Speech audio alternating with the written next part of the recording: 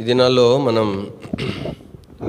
ఆదికాండం నుంచి భక్తుల యొక్క జీవితాలు, వారి యొక్క క్యారెక్టర్ స్టడీ మనం కొంతమేర ధ్యానం చేస్తూ వచ్చినాం.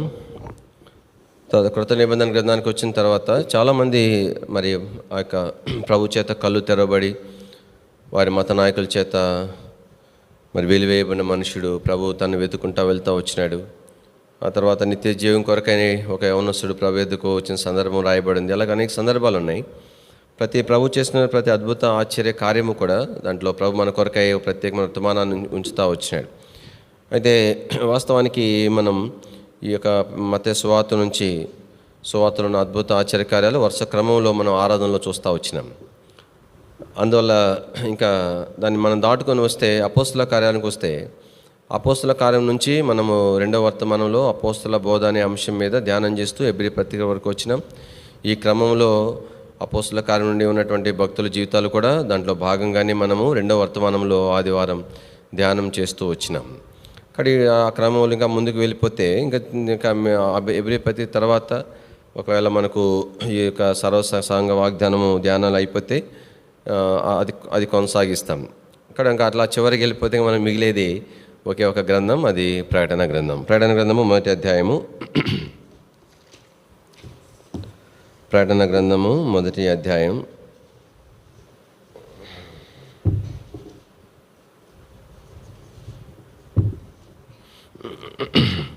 మొదటి నుంచి మనం మార్చి చదువుతాం. 8 వచనాలు మార్చి చదువుకున్నాము. యేసుక్రీస్తు తన దాసులు కనపరచుటకు దేవుడు ఆయనకు అనుగ్రహించిన ప్రత్యక్షత ఈ సంగతులు త్వరలో సంబంధంపై ఉన్నవి. ఆయన తన దూత ద్వారా వర్తమానం పంపి తన దాసుడైన యోహానుకు వాటిని సూచించెను. దేవుని వాక్యమును గుర్చి యేసుక్రీస్తు సాక్ష్యం గుర్చి తను చూచినంత మటుకు సాక్ష్యం ఇచ్చెను. సమయం సమీపించినది కనుక ఈ ప్రవచన వాక్యములు చదువువాడును వాటిని విని ఇందులో వ్రాయబడిన సంగతులు గైకొను వారును ధన్యులు. యోహాను ఆసిలో ఉన్న 7 సంఘములకు శుభమని చెప్పి వ్రాయినది వర్తమాన భవిష్యత్ కాలంలో ఉన్న వాని నుండి, ఆయన సింహాసనము ఎదుటనున్న 7 ఆత్మల నుండి, నమ్మకమైన సాక్షియు, మృతుల్లో నుండి ఆది సంభూతుడిగా లేచిన వాడును, భూపతులకు అధిపతియునైన యేసుక్రీస్తు నుండి కృపా సమాధానములు మీకు కలుగునుగాక. మనల్ని ప్రేమించుచు తన రక్తం వలన మన పాపముల నుండి మనల్ని విడిపించిన వానికి మహిమయు ప్రభావమును యుగ యుగములు కలుగునుగాక. ఆమేన్. ఆయన మనలను తన తండ్రియగు దేవునికి ఒక రాజ్యముగాను యాజకులుగాను చేసెను. ఇదిగో ఆయన మేఘారుడే వచ్చున్నాడు. ప్రతి నేత్రము ఆయనను చూచును, ఆయన్ను పొడిచిన వారును చూచెదరు. భూజనులందరూ ఆయనను చూచి రొమ్ము కొట్టుకొందురు. అవును, ఆమేన్. అల్ఫయు ఒమేగయు నేనే, వర్తమాన భవిష్యత్ కాలంలో ఉండువాడును నేనే అని సర్వాధికారియు దేవుడునగు ప్రభువు సెలవిచ్చుచున్నాడు. ప్రభు సహాయం కొరకు ప్రార్థన చేస్తాం. ప్రియతండ్రి ప్రభా, మీకు ఎంతో వందనాలు చేయించుకుంటున్నాం. ప్రభా, మీ వాక్యంలో చివరి గ్రంథముగా, ప్రాముఖ్యమైన గ్రంథముగా ప్రభా మీరు మా కొరకై ఉంచిన ప్రకటన గ్రంథాన్ని బట్టి స్తోత్రం చెల్లించుకుంటున్నాం. ప్రభా, ఈ ప్రకటన గ్రంథం ప్రభా చదువుట కొరకైనా ఇచ్చిన ఆధిక్యతను బట్టి స్తోత్రములు, వింటు కొరకైనా ఇచ్చిన ఆధిక్యతను బట్టి స్తుతిస్తుంటున్నాం. మీటుకు గ్రహించడం కొరకైనా కృపను దయతో మీరు మాకు అనుగ్రహించవలసిందిగా ప్రార్థన చేస్తుంటున్నాం. ప్రభా, నిచ్చిన మా తండ్రి ఈ సంగతులు మేము తలంచుటకు, ధ్యానించుటకు ప్రభా మాకున్నటువంటి మానవ సంబంధమైన జ్ఞానం సరిపోదు. మీ కృప చొప్పున మాకు ఎంత మేర అవసరమో దానిని మీరు మాకు అనుగ్రహించవలసిందిగా ప్రార్థన చేస్తుంటున్నాం. దయలేని అసలు అప్పగించుకుంటున్నాం. ఐక్యమైన దాసులను కూడా దయతో దృష్టించవలసిందిగా, మరుగుపరచవలసిందిగా ప్రార్థన చేస్తూ మా ప్రభుని చూచేటువంటి నేత్రములను ప్రభా మీరు మాకు అనుగ్రహించము, అలాగున మా కన్నులు తెరవ చేయమని యేసు ప్రభు వారి యొక్క శ్రేష్ఠమైన నామములో స్తుతించి ప్రార్థించి మహిమపరిచి అడిగి పెట్టుకుంటున్నాం తండ్రి. ఆమేన్.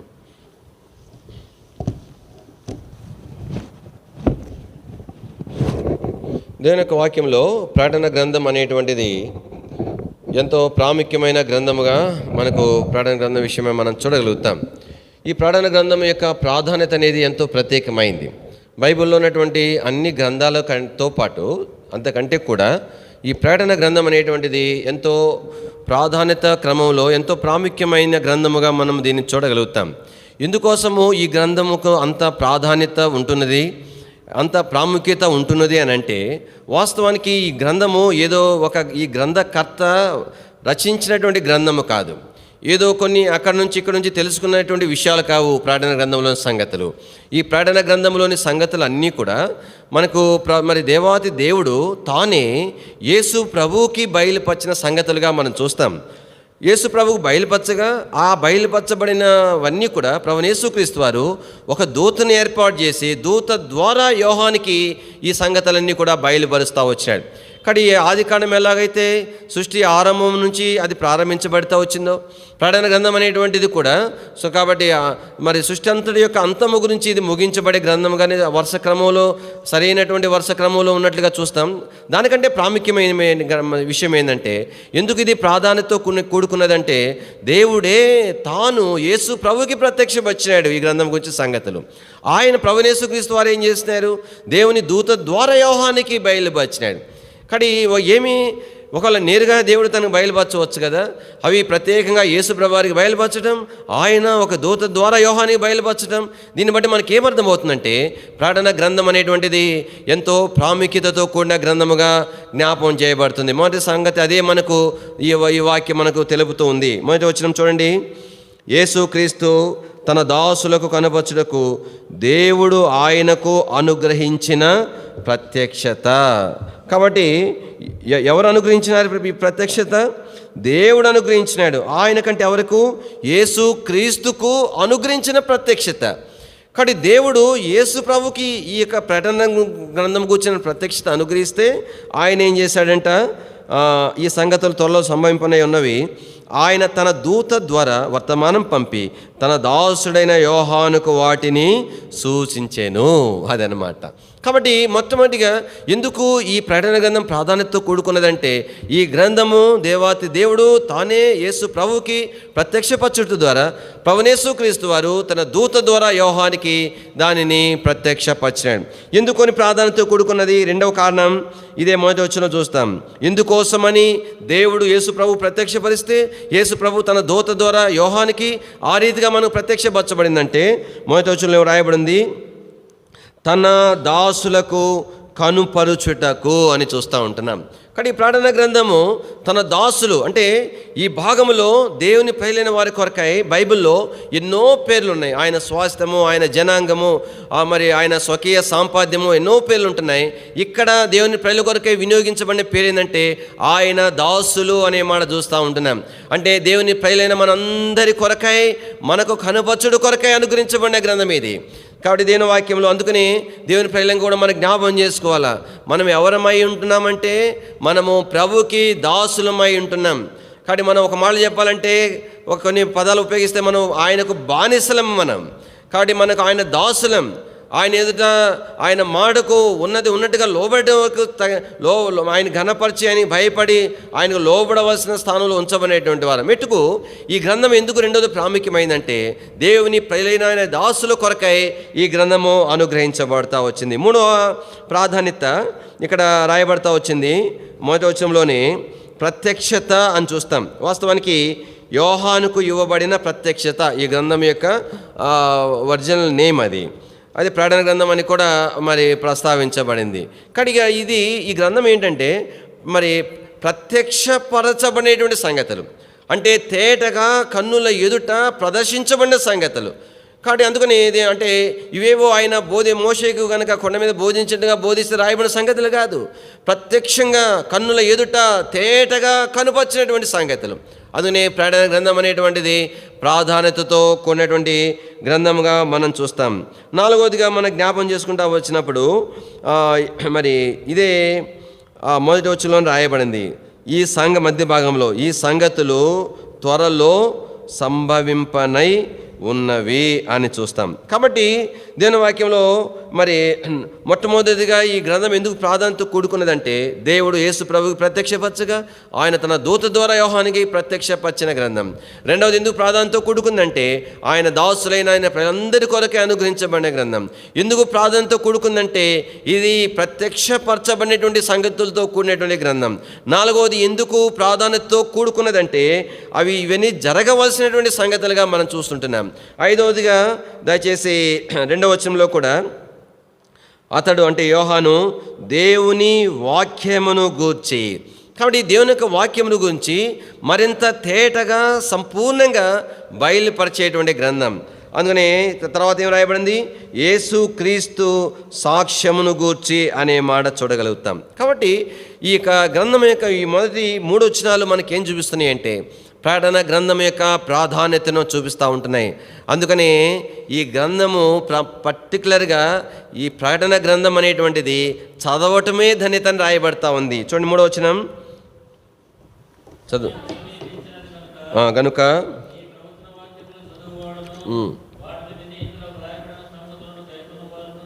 కాబట్టి ఎంత గొప్ప ధన్యత అంట ఈ ప్రవచన వాక్యములు. అంటే ఏవైతే ప్రత్యేకంగా ఈ ప్రకటన గ్రంథంలో రాయబడిన ఈ ప్రవచనం అంటే జరగవలసిన సంగతులతో కూడినటువంటి ఈ మాటలు చదవటమే ధన్యత అని దేని వాక్యం సెలవిస్తూ ఉంది.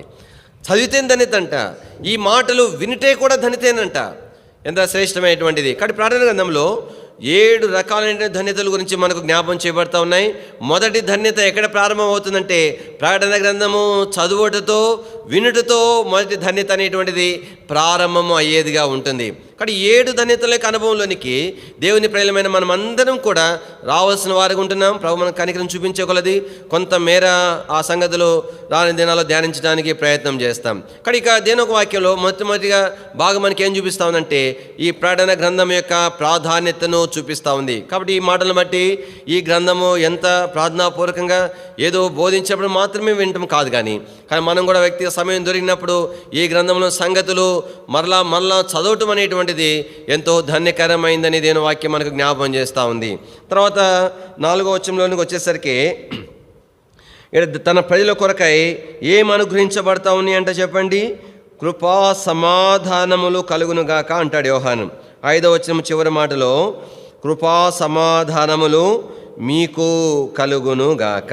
కాబట్టి దేవుని యొక్క ప్రజల కొరకు అంటే ఇవన్నీ కూడా ఇంతకుముందు ఉన్న కొత్త నిబంధనలో ప్రస్తావించబడిన సంగతి అయినప్పటికీ కూడా ఈ ప్రకటన గ్రంథంలో ప్రస్తావించబడిన సంగతులు అనేటువంటివి కొంత మేర ప్రాధాన్యతతో కూడుకున్నవని మనం ఎరుగుతూ ఉంటున్నాం. కాబట్టి ఈ దినాలలో దేవుని ప్రజలముగా మనము ఏమి దేవుని నుండి మనం పొందవలసిన వారు ఉన్నామంటే కృపా సమాధానములు మనం పొందాలని దేవుని వాక్యం యొక్క ప్రభు యొక్క ఉద్దేశం అయి ఉంటున్నది. ఈ కృపా సమాధానములు ఎక్కడి నుండి వస్తూ ఉంటున్నాయి? మొట్టమొదటిగా మరి దేవుని నుండి వస్తూ ఉంటున్నాయి, రెండవదిగా ఆయన సంఘము నుండి వస్తూ ఉంటున్నాయి, మూడవదిగా ప్రభు యేసు క్రీస్తు నుండి ఈ కృపా సమాధానములు మనకు అనుగ్రహించబడుతూ ఉంటున్నాయి. మొట్టమొదటిగా ఎక్కడి నుండి కృపా సమాధానాలు వస్తున్నాయి? చదవండి 4వ వచనం. యోహాను ఆశలో ఉన్న 7 సంఘములకు శుభమని చెప్పి వ్రాయినది, వర్తమాన భూత భవిష్యత్ కాలంలో ఈ కృపా సమాధానములు ఎక్కడి నుండి వస్తున్నాయంటే ఉన్నవాని నుండి వస్తుంటున్నాయి. ఉన్నవాడు అనేటువంటి పేరు కలిగినటువంటి ఆయన నుండి ఈ కృపా సమాధానములు వస్తున్నాయి. అందుకని కింద భాగంలో 8వ వచనం చదవండి. అల్ఫయు ఓమెగయు నేనే. కాబట్టి ఇక్కడ దేని వాక్యంలో ఉన్నవాడు, ఉండువాడు, ఉన్నవాని అనే మాట మనం చూస్తూ ఉంటున్నాం. అందుకని దేని వాక్యంలో మరి నేనే అని సర్వాధికారియు దేవుడు నాకు ప్రభువు సెలవిచ్చుచున్నాడు. కానీ ఈ ప్రభు అనే తిక్కులు ఎందుకుంటుందో ఇంతకుముందే మనం జ్ఞాపకం చేసుకుంటూ వచ్చినాం. కానీ ఎవరి నుండి ఈ కృపా సమాధానం అనుగ్రహించబడుతున్నాయి అంటే ఉన్నవాని నుండి అనుగ్రహించబడుతున్నాయి. ఈ ఉన్నవాడు ఎప్పుడు ఉన్నవాడు అనేటువంటి దాని కొరకై వివరణ ఇవ్వబడుతుంది. వర్తమానంలో ఉన్నవాడు, భూతకాలంలో ఉన్నటువంటి వాడు, భవిష్యత్ కాలంలో కూడా ఉండేటువంటి వాడు, ఆది అంతము ఆయనే. ఇక్కడ మనకు 8వ వచనంలో అల్ఫా అనేటువంటిది గ్రీకు భాషలో మొదటి లెటర్గా చూస్తాం. తర్వాత ఓమేగా అనేటువంటిది గ్రీకు భాషలో చివరి లెటర్గా చూస్తాం. కానీ మొదటి చివరి అక్షరాలు గ్రీకు భాషలో అంటే మనం సహజంగా అంటుంటాం A to Z ఆయనేనండి అని అంటారు. అంటే అర్థమేంటి? మొత్తం ఆయనే, ప్రారంభం నుండి అంతం వరకు అని. అని ఆంగ్ల భాషలో AZ అనేది ఫస్ట్ లెటర్గా లాస్ట్గా చివరిగా చూస్తాం. అట్లాగనే మొత్తానికి ఇక్కడ ఈ భాగం మనకి ఏం చూపిస్తుందంటే మనము ఎవరి నుండి కృపా సమాధానం పొందుతున్నామంటే ఉన్న వాణి నుండి మనం పొందుతూ ఉంటున్నాం. ఈ పేరు కానీ ఎక్కడ మొట్టమొదటిగా దేవుని వాక్యం మనకు తెలుసు ఎక్కడ పరిచయం చేయబడింది? మోషేకి దేవుడు పరిచయం చేసినాడు. ప్రభా నీ పేరు ఏమని వాళ్ళు అడుగుతారు, ఏమని చెప్పాలంటే నేను ఉన్నవాడను, అంతే, అంతవరకు ఆయన పేరు. అనువాడంటే అర్థం ఏంటి? ఉన్నవాడు అని అనబడేవాడు. అది అనువాడంటే అనటం అనమాట, పలకటము అనే దాని కొరకై. ఆయన పేరు ఉన్నవాడు అనువాడు కాదు, ఉన్నవాడు అంతే, అంతవరకే ఆయన పేరు. అనువాడంటే ఏంటి అంటే ఉన్నవాడు అని పలకబడుతున్నాడు, అని పిలువబడుతున్నాడు, అని అనబడుతున్నాడు అని అర్థం. నిర్గమాకాండము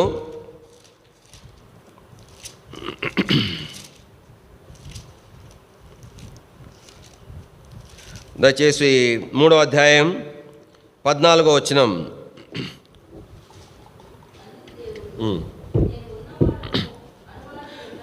నేను ఉన్నవాడును అనువాడునే. సహజంగా సండే క్లాస్ పిల్లలు చెప్పేటప్పుడు కొంచెం వివరం చెప్పాలా.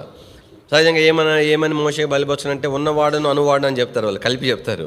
అట్లా కాదు. అందుకని ఎంత స్పష్టంగా నేను ఉన్నవాడును అన్న వర్డ్, ఆ రెండు అంటే పదాలు మాత్రమే తిక్కుగా వేయబడ్డాయి. అనువాడు నై ఉన్ననేది మామూలు లెటర్స్లో సమానంగా ఇవ్వబడ్డాయి. అంటే ఆయన పేరేం పేరంటే ఉన్నవాడు. ప్రకటన గ్రంథంలో అదే చూస్తుంటున్నాం. కానీ ఈ దినాలలో నేను కృపా సమాధానం ఎవరి నుండి పొందుతున్నామంటే ఉన్నవాడు అనేటువంటి దేవుడి నుండి మనము పొందేటువంటి వారుగా ఉంటున్నాం. రెండవదిగా ఎవరి నుండి మనం కృపా సమాధానం పొందుతున్నాము అంటే ఇదే ప్రకటన గ్రంథంలో చూస్తూ వచ్చినప్పుడు దయచేసి 4వ వచనం,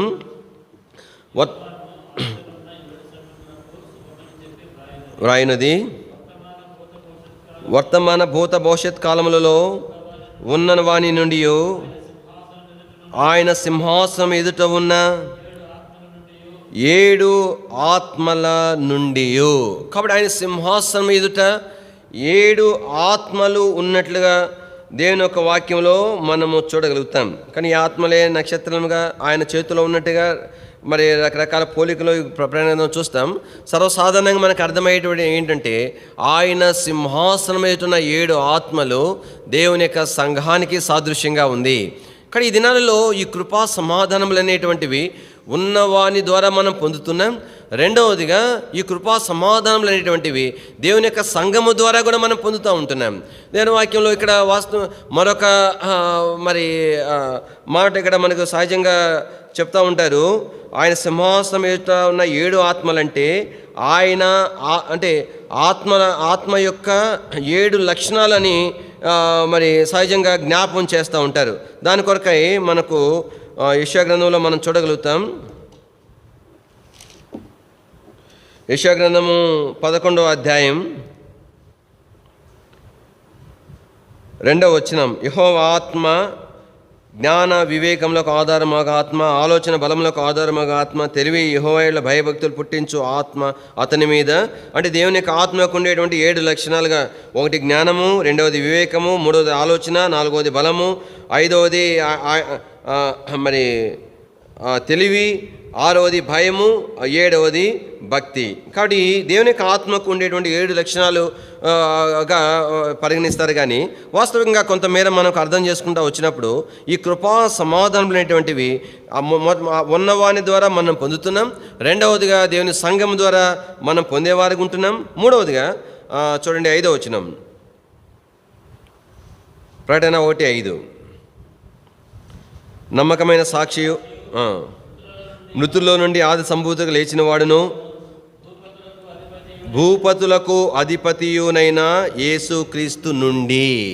ఇక్కడ యేసుప్రభువు వారి గురించి కూడా కొన్ని సంగతులు. 1 నమ్మకమైన సాక్షి. అంటే ఆయన అంటే సాక్షి అంటే చూచినట్లుగా చెప్పేవాడు అంటారు. అంటే సాక్షి అంటే రకరకాలు ఉన్నాయి. అబద్ధ సాక్షులు, దొంగ సాక్షులు, రకరకాలు ఉంటాయి అనుకో లోకంలో.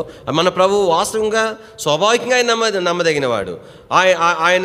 ఆయన మాటలు నమ్మదగినటువంటి మాటలు. కాబట్టి ఆయన సాక్ష్యము కూడా నమ్మకమైనటువంటి సాక్షి. రెండవదిగా ఏమంటున్నాడంటే మృతులలో నుండి ఆది సంభూతుడిగా, అంటే చనిపోయి తిరిగి లేచిన వారిలో ప్రప్రథముగా లేచినవాడు ఆయన. ఇంకెవరు కూడా సమాధి నుండి తిరిగి లేచిన ఆయనతో కూడా కొంతమంది భక్తులు లేచినట్టుగా రాయబడింది. కానీ అయితే ప్రథమ ఫలముగా లేచినవాడు ఆయన. తర్వాత భూపతులకు అధిపతిని ఆయన గురించి రాయబడింది. అంటే ఆయనకి మించిన ఆయన కాదనే అధికారం ఏమీ లేదు. భూలోకంలో అన్ని అధికారాలకు ఆయన అధిపతిగా ఉంటున్నాడు మొత్తానికి. కానీ ఈ దినాల్లో దేవుని ఫలముగా కృపా సమాధానాలు మనకు ఎలాగొస్తూ ఉన్నాయంటే ఉన్న వాణి నుండి వస్తూ ఉంటున్నాయి, దేవుని యొక్క సంఘం ద్వారా వస్తూ ఉంటున్నాయి. మూడవదిగా ప్రభువు యేసుక్రీస్తు వారి ద్వారా మనము కృపా సమాధానములు పొందేటువంటి వారిగా ఉంటాం. కానీ ఇక కృప పొందిన కొలది సమాధానం కూడా మనకు పొందేటువంటి వారికి ఉంటాం. కృప లేకుండా సమాధానం మనకు దొరకదు. కానీ మొదట కృప అనేటువంటిది ఏం చూపిస్తుంది అంటే, సమాధానం అనే మాట రెండు విషయాలు మనకు చూపిస్తుంది. దేవునితో అన్ని విషయాలు చక్కపరచుకోవటము, సఖ్యపరచుకోవడం అనే మాట. రెండవది సమాధానం అనేటువంటిది నెమ్మది అనేటువంటి మాటను కూడా మనం చూస్తాం. కానీ కృప పొందిన కొలది మనము దేవునితో మనకు అన్ని విషయాలు చక్కపరచుకోగలుగుతాం. అదే సమయంలో పరలోక సంబంధమైన ఆ సమాధానము, నెమ్మది అనేటువంటిది మన జీవితంలో అనుభవించగలుగుతాం. కానీ ఇక కృప అనేటువంటిది మనకు ఎప్పుడు ప్రారంభమైంది? కృప ద్వారా మొదట మనం పొందినటువంటి మరి బహుమానం ఏమిటి? రక్షణను మనం పొందినాం. దీని వాక్యం మనకు తెలుసు కదా, కృప ద్వారానే మీరేం చేయబడి ఉన్నారు? రక్షణ పొందిన వారిగా ఉంటున్నారు. కాబట్టి అంటే కృప అనేటువంటిది రక్షణ కొరకు మాత్రమే మరి అది అంటే అనుమతించబడి అంతవరకు మాత్రమే ఆపబడేది కాదు. కృప అనేటువంటిది రక్షణ పొందినతో ప్రారంభం అవుతుంది దేవుని యొక్క కృప.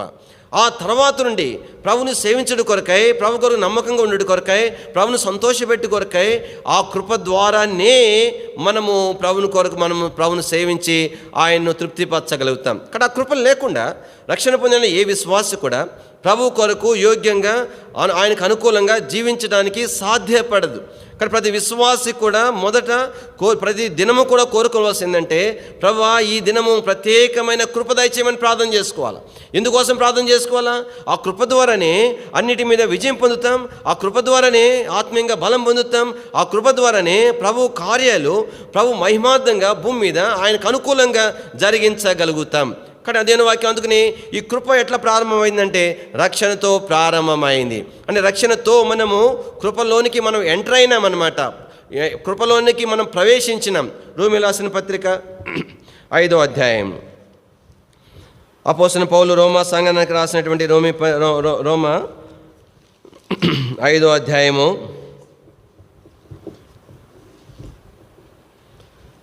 2వ వచనం.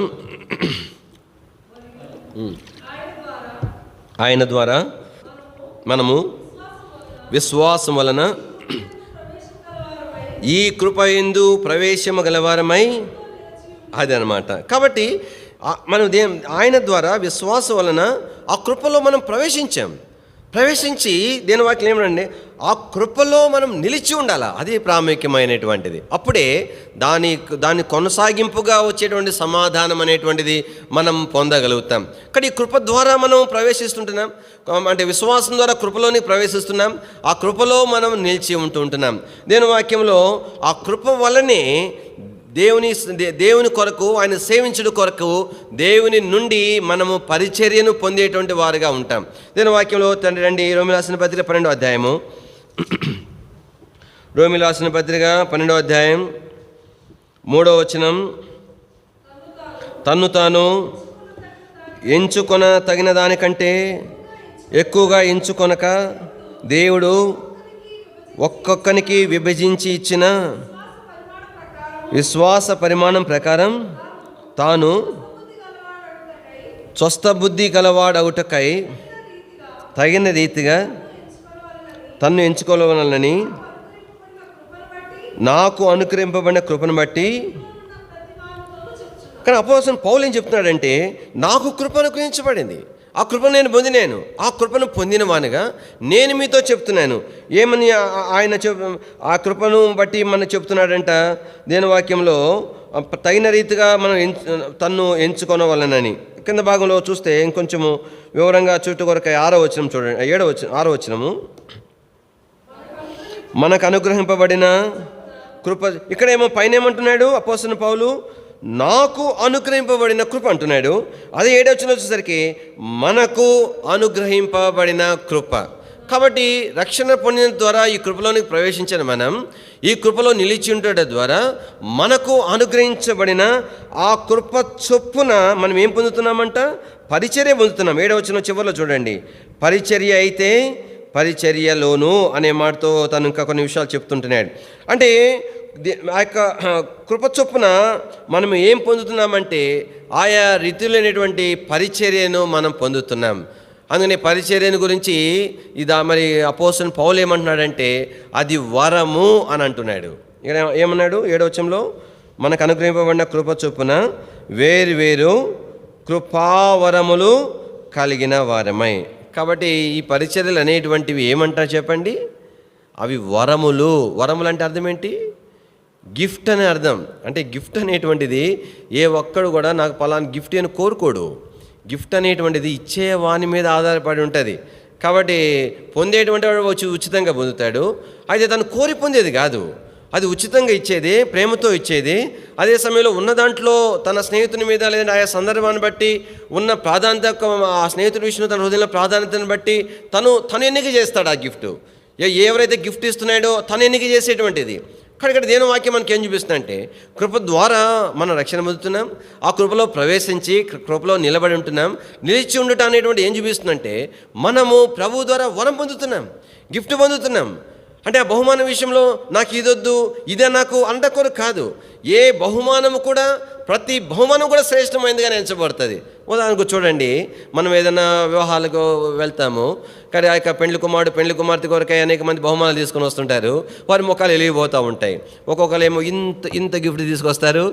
ఆ గిఫ్ట్ తీసుకుంటే కూడా ఎంతో చక్కగా చిరునవ్వుతో దాన్ని స్వీకరిస్తారు. ఒకళ్ళు ఇంత పెద్ద గిఫ్ట్ తీసుకొచ్చి ఇట్లా పెడతారు. అయినా కూడా అది చిరునవ్వుతోనే స్వీకరిస్తారు. కారణం ఏమిటంటే, ఇక్కడ ఆ గిఫ్ట్ అనేటువంటిది కాదు చూసేది వారు. ఆ గిఫ్ట్ వెనకాల వారి ఎడల వారికి ఉన్నటువంటి ప్రేమను చూచి వారు దానిని స్వీకరించేవారికి ఉంటారు. కానీ ఇక పరిచర్య అనేటువంటిది ఆయా రీతులుగా అది దేవుడు మనం కోరుకొని పొందట్లేదు, కానీ తనంతట తానే మన కొరకు ఇస్తుంటున్నాడు. ఆ ఇచ్చే దాంట్లో కూడా కృప ఉంది. అందుకనే కృపావరము అని అన్నారు. ఇచ్చే దాంట్లో కూడా కృప ఉంది. అందుకని నేను వాక్యంలో మనకి ఇక్కడ ఏ జ్ఞాపం చేయబడుతుందంటే, ఆ యొక్క గిఫ్ట్ అనేటువంటిది, కృపావరం అనేటువంటిది దేన్ని బట్టి ఇస్తున్నాడు? కృప చొప్పున కృపావరం ఇస్తుంటున్నాడు. అది ఈ మాట అర్థం పూర్తి అర్థం కావడానికి ఎంతగా కొంత మనము వివరించుకుంటా ఉన్నాం. కృప చొప్పున కృపావరం. ఒకటి, మన కృపావరం పొందామంటే కృపను బట్టి అనుగ్రహించబడుతుంది. ఆ వరం అనేటువంటిది తనంతట తానుగా ఇష్టపూర్వకంగా ఆయన ఎన్నిక చేసేది కనబడుతుంది. అంత మాత్రమే కాదు, ఆ వరములో కూడా కృప ఉన్నట్టుగా మనము చూస్తూ ఉంటున్నాం. అందుకని దేని వాక్యంలో కాబట్టి ఎలాగ ఇస్తున్నాడు అనంటే, ఇప్పుడు చదివిన భాగం 3వ వచనం, తాను ఎంచుకొనదగిన దానికంటే ఎక్కువగా ఎంచుకొనక దేవుడు ఒక్కొక్కనికి విభజించి ఇచ్చిన విశ్వాస పరిమాణ ప్రకారము. కాబట్టి ఒక్కొక్కరికి విభజించి ఇవ్వబడుతున్నటువంటిది అన్నమాట. కాబట్టి దేవునికి ప్రజలముగా, ఆ కృప పొందిన వారముగా, ఆ కృపలు నిలిచిన వారముగా అంటే అర్థం ఏంటంటే, కాబట్టి మనము దేవుని నుంచి ఒక్కొక్కరికి ఆయన విభాగించి ఏం చేస్తున్నాడు? ఇస్తున్నాడు అనమాట. ఇదిగో బిడ్డ ఇది నీకు, ఇదిగో బిడ్డ, ఇదిగో సహోదరా ఇది నీకు, సహోదరి ఇది నీకు, నా కుమారుడా ఇది నీకు, నా కుమార్తె ఇది నీకు అని చెప్పి ఒక్కొక్కరికి విభాగించి ఆయన ఇస్తున్నాడు. అట్లా ఇచ్చే క్రమంలో పౌలుకు కూడా ఇచ్చినాడంట. ఇచ్చేసరికి ఎంత సంతోషం కదా. సరే, మొత్తానికి ఏమి ఇచ్చినాడు పౌలుకి? దేవుని వాక్యంలో ఇదే రోమీయులకు రాసిన పత్రిక 15వ అధ్యాయము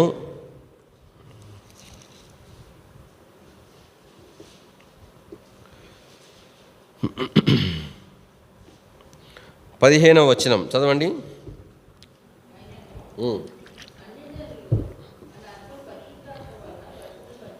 పరిశుద్ధపరచబడి ప్రీతికరమవునట్లు నేను సువార్త విషయమై యాజక ధర్మం జరిగించుచు దేవుని కృపను బట్టి అన్యజనుల నిమిత్తము నాకు అనుగ్రహింపబడిన కృప. కాబట్టి ఇక్కడ ఈ కృప పౌలు కూడా అనుగ్రహించబడతా ఉంది. ఈ కృపను బట్టి తను ఏమి పొందగలిగినాడు అని దేవుని వాక్యము మనకు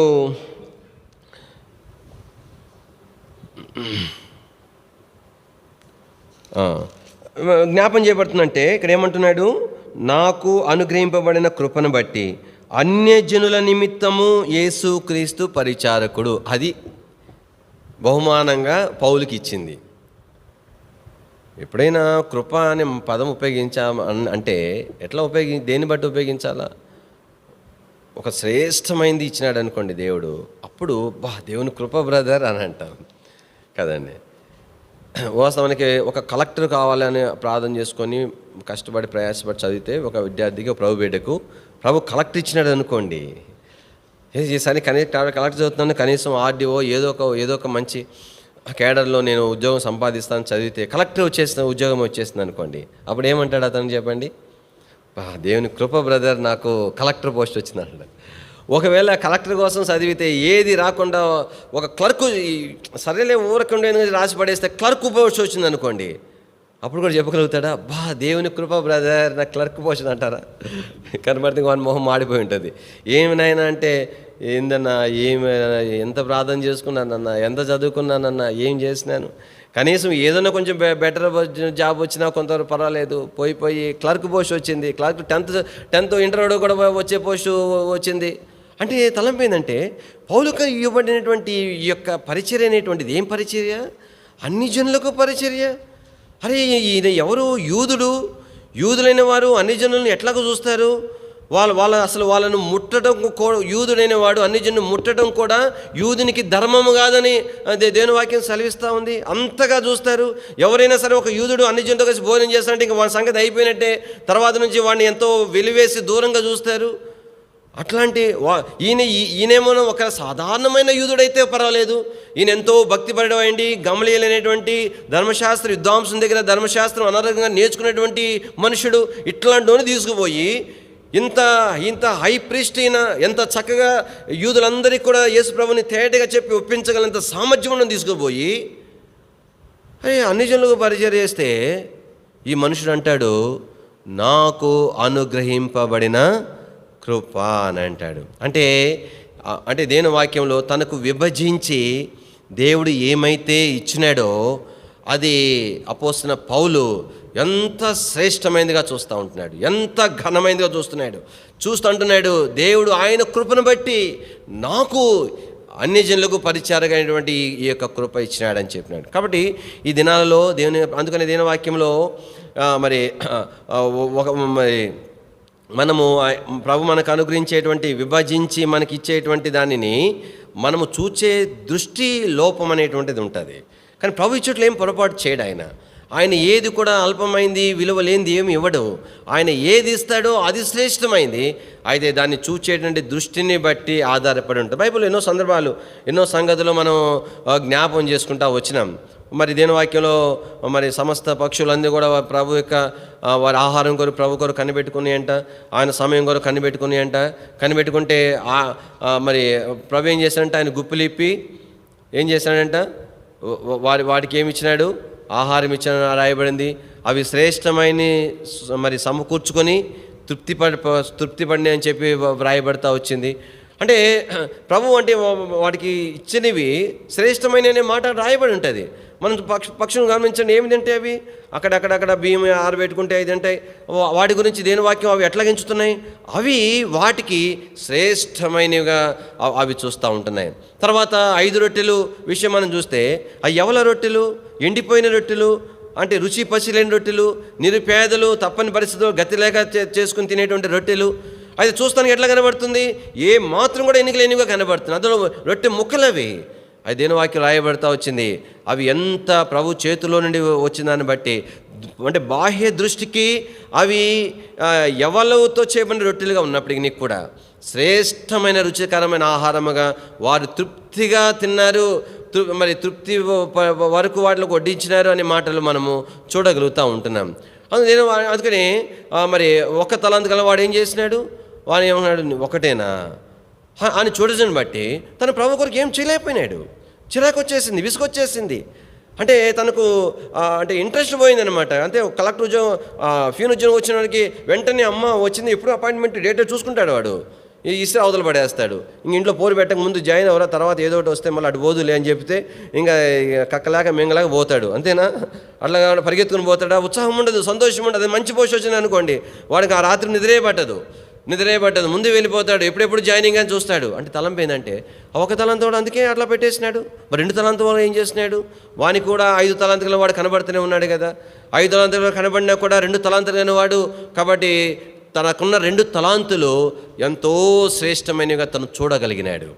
కానీ 5 తలాంతుల వానికి ఎంత శ్రేష్టమైనవో, తనకు దేవుడు ఇచ్చిన 2 తలాంతులు అంతకంటే శ్రేష్టమైనవిగా దేవుడు ఎంచి కోరి ఇచ్చినట్టుగా ఆ యొక్క మనుషుడు ఎంచిన దానిని బట్టి 5 తలాంతులుగా వాడు ప్రయాసపడిన రీతిగానే అదే సంతోషంతో, అదే ఉత్సాహంతో, అదే ప్రయాసతో తను ప్రయాసపడగలిగినాడు, తన సామర్థ్యము కొలది పొందినాడు. కాబట్టి ఇక్కడ దేవుని వాక్యంలో సామర్థ్యము అనే మాట విషయంలో కూడా మనం ఒక మాట చూస్తాం. ఏమని చూస్తామంటే, దేవుడు ఏదైనా సరేగాక నీకు నాకు వ్యక్తిగతంగానైనా, కుటుంబ పరంగానైనా, ఉద్యోగ పరంగానైనా, పరిచర్య పరంగానైనా ఒక బాధ్యత అప్పగించినాడంటే అది నాకు శక్తికి మించిందిగా మనం ఎన్నడూ భావించడానికి లేదు.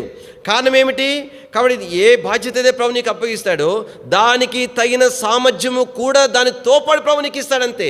ఒకళ్ళు నీ దృష్టి అనిపించవచ్చు, ఇది నేను చేయలేను, ఇది నేను మోయలేను, ఈ బాధ్యత నేను వహించలేను అనుకోవచ్చు. కానీ అది కేవలం అది ఒక వ్యర్థమైన భ్రమతో కూడినటువంటి సంగతి. కారణం ఏమిటంటే దేవుడు ఏది కూడా అనాలోచన చేయడు. దేవుడు ఏమైతే ఇస్తాడో అది నీకు సామర్థ్యం లేకపోవచ్చు, అయితే నీకు దేవుడు అనుగ్రహించిన దాని కొరకైన అవసరమైన సామర్థ్యము ప్రభు అనుగ్రహిస్తాడు. కానీ ఇవన్నీ మనకు సమయం సరిపోదు. కానీ ఇంతకుముందు జ్ఞాపం చేసుకుంటా వచ్చినాం, పేతురు మరి ఎవరికి అపోస్తలుగా ఏర్పాటు చేయబడ్డాడు? యూదులకు అపోస్తలుగా ఏర్పాటు చేయబడ్డాడు. కానీ ఏమి చదువు లేనివాడు, ఏమి యూదులకు ధర్మశాస్త్రం గురించి, ధర్మశాస్త్రం యేసుప్రభు గురించి చెప్పగలడు, ఒప్పించగలడు, ఏమి రాదు. అయితే దేని వాక్యం రాయబడింది? పేతురుకు అన్ని యూదులకు అపోస్తలు ఉండడానికి సామర్థ్యం దేవుడు ఇచ్చినాడు. కాబట్టి ఇక్కడేమో పౌలుకి మరి యూదులకు చెప్పగలడు, కానీ అన్ని జనులకు ఏం చెప్పగలుగుతాడు? వాళ్ళు దేవుని ఎరగిన వారు, వారికి ఆ ధర్మశాస్త్రం అంటే ఏం తెలియదు, తన చదువు ఏది కూడా ఇక్కడ ఎన్నికలకు రావట్లేదు.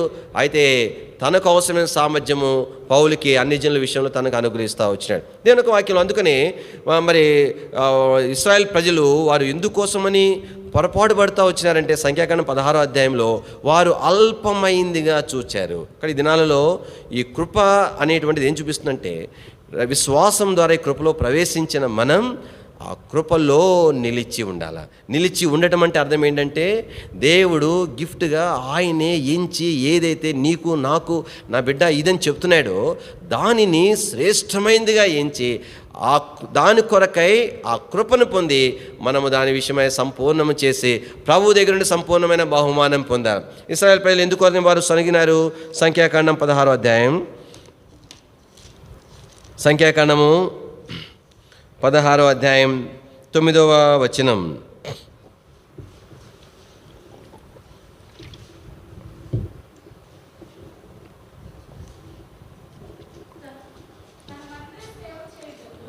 మందిర సేవ చేయుటకు తన యొద్ద చేర్చుకున్నటయు మీరు సమాజం మీద నిలిచి వారు చేయవలసిన సేవ చేయనట్లు ఇశ్రాయేలు దేవుడు ఇశ్రాయేలు సమాజం నుండి మిమ్మల్ని వేరుపరచుట అది గొప్ప సంగతి. అసలు మిమ్మల్ని ప్రత్యేకంగా కోరుకోవడానికి గొప్ప సంగతి. అది మళ్ళీ దాంట్లో గ్రేడింగ్సా? ఇది ఘనమైనది, ఇది ఘనహీనమైనది, ఇది గొప్పది, ఇది తక్కువది అనేదా? అల్పమైనది కనబడుతుందా? ఎంత గొప్ప ఆధిక్యత కదా దేవుని వాక్యంలో. అందుకని అపోస్తలుడైన పౌలు తాను చెప్పగలుగుతా వచ్చినాడు. కొరింథీ రాసిన మొదటి పత్రిక 1 కొరింథీ 15వ అధ్యాయం 10వ వచనం. ఆయనను నేనేమై ఉన్నానో అది దేవుని కృప వలననే అయ్యున్నాను, మరియు నాకు అనుగ్రహింపబడిన ఆయన కృప నిష్ఫలము కాలేదు. కాబట్టి దేవుని యొక్క కృప నిలిచి వాడుకున్నాడు, ఆ కృపను పొందినాడు. దేని కొరకే కృప అనుగ్రహించబడిందంటే, ఏ పరిచర్య కొరకైతే తను నియమించబడ్డాడు, భౌతికంగా అది ఘనమైనదిగా కనబడినప్పుడు నీకు కూడా అది ఎంతో సంతోషంతో కృప ద్వారా అనుగ్రహించబడిన పరిచర్యని తను ఎంచుతూ వచ్చినాడో, ఆ కృప విషయంలో మరి దేని వాక్యం రాయబడతా ఉంది. ఏమంటున్నాడు, ఏం సాక్ష్యం ఇస్తున్నాడంటే నిష్ఫలము కాలేదు అంటున్నాడు. ఆ కృపను వ్యర్థం చేసుకోలేదు. అందుకు దేని తర్వాత ఏమన్నాడు, వారందరికంటే ఎందుకు ప్రయాసపడ్డాడు? ఆ పరిచర్య అంత ఘనమైనదిగా కనబడింది. ఆ ఉల్లాసము, ఆ సంతోషము దేనిని బట్టి అంటే, ఇంత ఘనమైన పరిచర్య, ఇంత గొప్ప పరిచర్య నా ప్రభు ఇచ్చినాడు అని. కాడికి కృప ద్వారా రక్షించినాడు, కృప ద్వారా పరిచర్య ఇచ్చినాడు, ఆ పరిచర్య చేయడం కోసమైన కృప ఇస్తున్నాడన్న సంతోషము ఎంతగా పౌలు యొక్క జీవితంలో కనబడుతుందంటే, అందరికంటే ఎక్కువగా ప్రయాసపడినాడంట. చదవండి. నేను కాదు, కాడ సంతోషంతో ప్రయాసపడతా ఉంటే ఆ ప్రయాస పడు కొరకై, అందరికంటే ఎక్కువగా ప్రయాసపడు కొరకై ఆ కృప తగినంతగా పౌలుకి అనుగ్రహించబడుతూ వచ్చింది. అది ఎంత మేర ఆ కృప కోరుకుంటామో, ఎంత మేర ఆ కృపలో నిలిచి ఉంటామో, ఎంత మేర ఆ కృపను మనము సార్థకం చేసుకుంటామో, ఉపయోగించుకుంటామో, ఎంత మేర సంతోషంతో ప్రయాసపడే వారికి ఉండగలుగుతామో, దానికి అవసరమైన కృప అంత మేర ప్రభు తన ప్రజల కొరకు అనుగ్రహించారు. కాబట్టి చివరి ప్రాణ గ్రంథంలో మరి ప్రభు మనకి ఇచ్చే వర్తమానం ఏమిటంటే, కాబట్టి మరి ఉన్నవాణి ద్వారా, తర్వాత దేవుని యొక్క సంఘము ద్వారా, ఈ ప్రభువైన యేసుక్రీస్తు ద్వారా మనకు అనుగ్రహించబడేటువంటి కృపా సమాధానములు మనము పొందవలసిన వారిగా ఉంటున్నాం.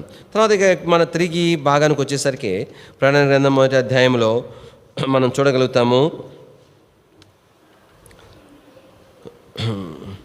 6వ వచనం, మనల్ని ప్రేమించుచు తన రక్తం వలన మన పాపం నుండి మనం విడిపించిన వారికి మహిమయు ప్రభావమును యుగ యుగములు కలుగును గాక. ఆమేన్. ఆయన మనలను తన తండ్రి అయిన దేవునికి ఒక రాజ్యముగాను యాజకులుగాను చేసెను. ఇదిగో ఆయన మేఘారుడే వచ్చుతున్నాడు, ప్రతి నేత్రము ఆయనను చూచును, ఆయన పొడిచిన వారును చూచి భూజనులందరూ ఆయన చూచి రొమ్ము కొట్టుకొందురు. అవును, ఆమేన్. కాబట్టి దేని యొక్క వాక్యంలో మనకి ఇక్కడ ఏం జ్ఞాపం చేయబడుతుందంటే, కాబట్టి దేవుని ప్రజల కొరకై కృపా సమాధానం అనుగ్రహించబడుతున్నాయి. కింద భాగంలో ఆయన ప్రేమను గురించి రాయబడుతుంది. ఆయన ప్రేమ ద్వారా మనం రక్షణ పొందాం. తర్వాత ఆయన రాజ్యముగా యాజకులుగా చేయబడిన సంగతిని జ్ఞాపకం చేయబడుతుంది. మెట్టుకు ప్రకటన గ్రంథం యొక్క ప్రాముఖ్యత మనం ఏం చూస్తున్నామంటే, మొట్టమొదటిగా కాబట్టి ఈ మొట్టమొదటి ధన్యత ఎక్కడ ప్రారంభం అవుతుందంటే 3వ వచనంలో ప్రారంభం అవుతుంది. కాబట్టి ఈ ప్రవచన వాక్యములు చదవటం, ఈ ప్రవచన వాక్యములు వినుట ద్వారా మనము ధన్యులుగా చేయబడేటువంటి వారుగా మనం ఉండగలుగుతూ ఉంటున్నాం. ప్రియమైన మా తండ్రి, పరిశుద్ధ దేవ, మీకు వాక్యాన్ని బట్టి స్తోత్రములు. చివరి దినాలలో ప్రభా నిచ్చిన మా తండ్రి, మీరు ప్రభా యోహానుకు ప్రత్యక్షపరిచినటువంటి మీ గ్రంథాన్ని బట్టి స్తోత్రములు. ప్రభా మీ దాసులైన మా అందరి కొరకై మీరు ఈ గ్రంథమును మా కొరకు ప్రత్యక్షపరిచిన దాన్ని బట్టి స్తుతిస్తుంటున్నాం. ప్రభా తేటగా మీరు చూపిన దాన్ని బట్టి స్తుతిస్తుంటున్నాం. ఈ యొక్క గ్రంథం యొక్క ప్రాధాన్యతను కొంతమేర ప్రభా తండ్రి గ్రహించడానికి ఇచ్చిన కృపను బట్టి స్తోత్రములు. ప్రేమ మా తండ్రి, ఈ గ్రంథంలో రాయబడిన సంగతులు ప్రభా నిచ్చిన మా తండ్రి మా యొక్క ఆత్మీయ జీవితానికి క్షేమకరమైన ఉండుట కొరకై మీరు జ్ఞాపకం చేసుకుని వస్తుందిగా ప్రార్థన చేసుకుంటున్నాం. దీవించము, కృప చూపించము. ధన్యకరమైన అనుభవంలోనికి మేము ప్రతి వారం కూడా 7 ధన్యతలను మేము స్వతంత్రించుకునే వారిగా మీరు మమ్మల్ని చేయవలసిందిగా ప్రార్థన చేస్తుంటున్నాం. ప్రభా ప్రత్యేకంగా ప్రకటన గ్రంథంలో ప్రస్తావించబడిన కృపా సమాధానములు ప్రభా తండ్రి పొందుటకు తగిన వారంగా మేము సిద్ధపరచబడి ఉన్నట్లుగా మీరు జ్ఞాపకం చేసుకోవాల్సిందిగా ప్రార్థన చేస్తుంటున్నాం. మహిమాఘనత ప్రభావాలు మీకు ఆరోపించుకుంటూ వందనములు స్తోత్రం చెల్లించుకుంటూ సాగిలు పడుతూ యేసు ప్రభువారికి శ్రేష్ఠ నామములో స్తుతించి ప్రార్థించి మహింపరిచి అడిగి వేడుకుంటున్నాం తండ్రి. ఆమేన్. తండ్రి దేవునికి ప్రేమ, ప్రభువైన యేసుక్రీస్తు వారి యొక్క కృప, పరిశుద్ధాత్మ దేవునికి అన్యోన్య సహవాసం ఇప్పుడు ఎల్లప్పుడూ సదాకాలం మనకును సకల లోకంలో చెందిన పరిశుద్ధులందరికీ తోడై ఉండును గాక. ఆమేన్.